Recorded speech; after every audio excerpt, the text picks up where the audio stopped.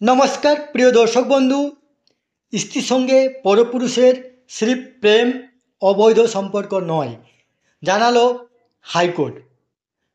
परकिया सम्पर्क कोनटा बोझालो आदालत। आसुन এই নিয়ে ভিডিওর মাধ্যমে আমরা দেখে নেব। তার আগে আপনারা অবশ্যই আমার চ্যানেলটি সাবস্ক্রাইব করবেন এবং সবার আগে ভিডিও নোটিফিকেশন পাওয়ার জন্য সামনের যে বেল আইকন আছে সেখানে প্রেস করে নোটিফিকেশন অল করে রাখবেন এবং ভিডিও শেষে লাইক কমেন্ট শেয়ার করবেন। আসুন আমরা দেখে নিই যে এই নিয়ে আদালত কী রায় দিয়েছে। দেখুন, এখানে শারীরিক সম্পর্ক ছাড়া স্ত্রীর সঙ্গে কারো সম্পর্ক মোটেই পরকীয়া নয় জানিয়ে দিল আদালত।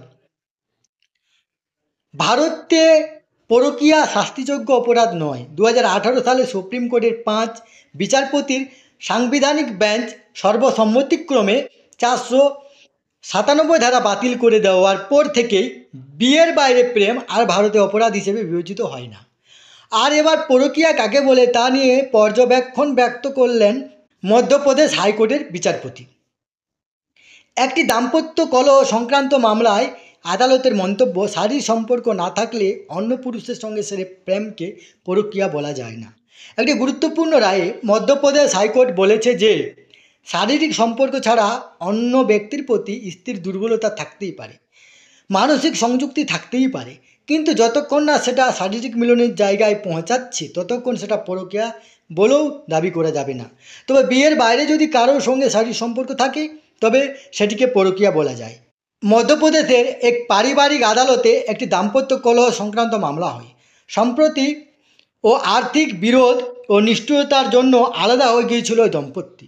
পারিবারিক আদালতে স্ত্রীকে প্রতি মাসে 4,000 টাকা করে ভরণপোষণ দেওয়ার নির্দেশ দেয়। সেই নির্দেশকে চ্যালেঞ্জ করে হাইকোর্টের দ্বারস্থ হন স্বামী। স্ত্রী ফৌজদারি কার্যবিধির CRPC ধারা 125-এর অধীনে ভরণপোষণের জন্য আদালতে আবেদন করেছিলেন। স্বামী মধ্যপ্রদেশ হাইকোর্টে জানান তিনি ওয়ার্ড বয়ের কাজ করেন, মাসে মাত্র 8,000 টাকা আয় করেন। স্ত্রীর দাবি করা ভরণপোষণের পরিমাণ ছিল অতিরিক্ত। হিন্দু বিবাহ আইনের ধারা 24-এর অধীনে স্ত্রী ইতিমধ্যেই তার থেকে 4,000 টাকা করে ভরণপোষণ পান। ওই ব্যক্তির দাবি স্ত্রীর অন্য একজনের সঙ্গে প্রেমের সম্পর্ক ছিল, তাই তিনি ভরণপোষণের অধিকারী নন।